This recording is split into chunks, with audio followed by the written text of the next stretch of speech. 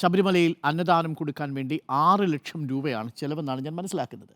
അവിടെ അദ്ദേഹം ഒരു പ്രത്യേക ദിവസം തന്നെ അന്നദാനം കൊടുക്കാൻ വേണ്ടിയിട്ടുള്ള ബുക്കിംഗ് അദ്ദേഹത്തിൻ്റെ പേരിലായിരുന്നു. അദ്ദേഹം അതിനുവേണ്ടി 30 ലക്ഷത്തോളം രൂപ പിരിച്ചിട്ടുണ്ട് എന്ന തരത്തിലുള്ള കണക്കുകൾ പുറത്തു വരുന്നു. അതായത് അന്നദാനത്തിന് ചിലവാക്കേണ്ട തുകയുടെ 5 ഇരട്ടി അദ്ദേഹം പിരിച്ചിട്ടുണ്ട്. ബാക്കി പണം എവിടെ പോയി എന്ന ചോദ്യത്തിനാണ് ഇന്ന് വിജിലൻസ് നൽകുന്ന സൂചന ഇയാൾ ഒരു ബ്ലേഡ് പലിശക്കാരനായിരുന്നു എന്നതാണ് വിജിലൻസ് നൽകുന്ന സൂചന.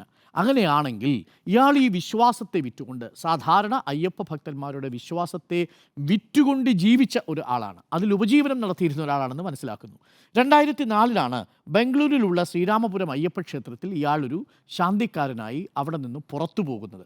അതിൻ്റെ കാരണം തികച്ചും വ്യക്തിപരമാണെന്നാണ് ഞാൻ മനസ്സിലാക്കുന്നത്. അദ്ദേഹത്തിൻ്റെ കുടുംബവുമായി ബന്ധപ്പെട്ടൊരു വിഷയമാണ് എന്നതാണ് ഞാൻ അറിയുന്നത്. അതിന് കൂടുതൽ വിശദാംശങ്ങൾ വരും. ചില വിഷയങ്ങൾ നമുക്കറിയാൻ താല്പര്യവുമില്ല. എന്നാൽ അവിടെ മുതൽ ഇയാളെ ഈ ശ്രീരാമപുരം അയ്യപ്പ ക്ഷേത്രത്തിലെ ട്രസ്റ്റ് ഭാരവാഹികൾ അവിശ്വസിച്ചിരുന്നു എന്നാണ് മനസ്സിലാക്കുന്നത്. എനിക്കൊന്ന് വിശ്വംഭരനും അതേ നിലപാടാണുള്ളത്. ഈ ഉണ്ണികൃഷ്ണൻ പോറ്റി ആദ്യം ശാന്തിക്കാരനായി പണിയെടുത്ത ബംഗളൂരുവിലെ ശ്രീരാമപുരം അയ്യപ്പ ക്ഷേത്രത്തിൽ ഇയാൾ വിശ്വാസയോഗ്യമല്ലാത്ത ഒരാളായിരുന്നു എന്നത് തീർപ്പ് കൽപ്പിച്ചയാളാണ്. അങ്ങനെയാണെങ്കിൽ 2004 ബാംഗ്ലൂരിൽ ഇയാൾ കള്ളനെന്നോ അതല്ലെങ്കിൽ ഇയാളെ വിശ്വസിക്കാൻ കൊള്ളില്ലെന്നോ ഇയാൾ പറ്റില്ലെന്നോ കരുതി ബാംഗ്ലൂർ ക്ഷേത്രത്തിൽ നിന്ന് പുറത്താക്കിയ ഉണ്ണികൃഷ്ണൻ പോറ്റിയെ ശബരിമലയിലെ പ്രധാനപ്പെട്ട സ്പോൺസറാക്കി മാറ്റിയത് ആരാണ്?